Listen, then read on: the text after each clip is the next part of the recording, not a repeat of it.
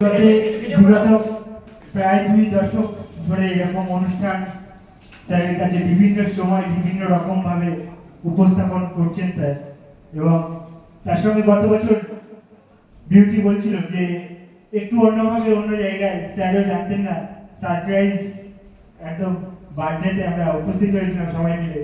তো আজকে আবার দেখছি অন্যভাবে স্যার আমাকে বললেন যে বিধান 3 তারিখে আসতে পারবে? আমি বললাম ঠিক আছে, দেখছি।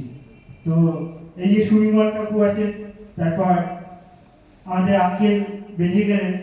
এবার এনাদের সঙ্গে আমরা প্রায় 20 বছর আগের থেকে পরিচিত এবং আমাদের বন্ধুরা আছে পাশে। হ্যাঁ, তো আজকে এরকম একজন টিচার না থাকলে এটা সম্ভব হয় না। এই যে 20 বছর পুরনো বন্ধু, স্যার, অন্যান্য সবাই সঙ্গে দেখা করা, এটা অনেক টিচার সারা জীবনে, বহু টিচার এখনো আছেন, বিগত দিনেও ছিলেন, কিন্তু সবার সঙ্গে হয়তো ফোনে একটা এসএমএস করার সুযোগটাও থাকে না। কিন্তু এরকম একটা টিচার বন্ধুর মতো সারা জীবন গড়ে নিতে পারছি, এটা একটা আলাদা পাওয়া। আজকে আমার জীবনে স্যার বলছিলেন যে এখন হাইকোর্টের অ্যাডভোকেট, কিন্তু এগুলো সবই আমি স্যারকে উৎসর্গ করি। কারণ জীবনের একটা মুহূর্ত, যে কোনো একটা ডিসিশন, তার সেখান থেকে রাস্তা কিন্তু অনেক মোড় ঘুরতে পারে। তো স্যার প্রতিনিয়ত জীবনে, প্রত্যেকেরই জীবনে অনেক সময় অনেক বিপদ, অনেক রকম ঘাত প্রতিঘাতের মধ্য দিয়ে এগিয়ে যায়, কিন্তু এক একটা সময় এক একটা ডিসিশন দেওয়ার জন্য কিন্তু সঠিক মানুষ, সঠিক সময় সঠিক ডিসিশন পাওয়াটা খুব কঠিন হয়ে যায়। তো আমিও খুব নিম্নবিত্ত পরিবার থেকে উঠে এসেছি, তো সেই জায়গায় দাঁড়িয়ে স্যার কিন্তু প্রতিনিয়ত আমাকে গাইড করে চলেছেন।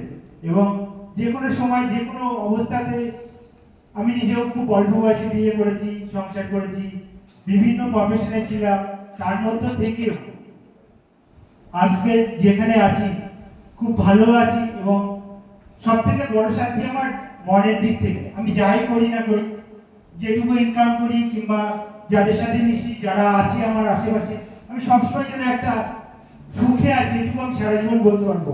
যেদিন থেকে স্যারের সাথে দেখা হয়েছে তারপর থেকে সুখে থাকা যায় কিভাবে, সেটা কিন্তু আমি বেছে নিয়েছি।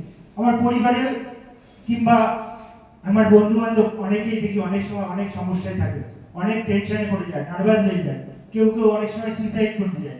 কিন্তু আমার জীবনে সুইসাইড করার মুহূর্ত কিংবা কোনো খারাপ আছি এরকম জীবন আমি কিন্তু খুব একটা মনে হয় না। আমি এখনো যা আছে ভালো আছি, কিন্তু টাকা পয়সার সমস্যা সবারই কম বেশি থাকে, কিন্তু সেইগুলো নিয়ে আহামরি চিন্তা করার মতো কিছু নেই। নিজে অলস না হলে পরে যে কোনো সময় যে কোনো কর্ম করে কিন্তু প্রত্যেকেই ভালোভাবে বেঁচে থাকার জন্য যথেষ্ট সময়। এবং আমরা এরকম ভাবে, আমি মনে করি স্যারের সাথে এখনো যেরকম বন্ধুত্ব আছে এবং আমার গুরুদেবের মতো আছে, এটা সারা জীবনই থাকবে। আর স্যার যেখানেই থাকুক, আমি কথা বলি আর না বলি, স্যারের সাথে মনে হয় স্যার আমার পাশেই আছে। আর এখানে সকলকে আবারও আমরা প্রতিনিয়ত আবার অন্য কোনো অনুষ্ঠানে দেখার আশা করছি, এবং অন্যান্য স্যারের স্টুডেন্ট এবং অন্যান্য বন্ধু স্যারকে সবাইকে আবারও দেখতে পাবো এই আশা রেখে সকলকে ধন্যবাদ দিয়ে এখানে উপস্থিত হওয়ার জন্য আমি আমার ছোট্ট বক্তব্য এখানে শেষ করছি।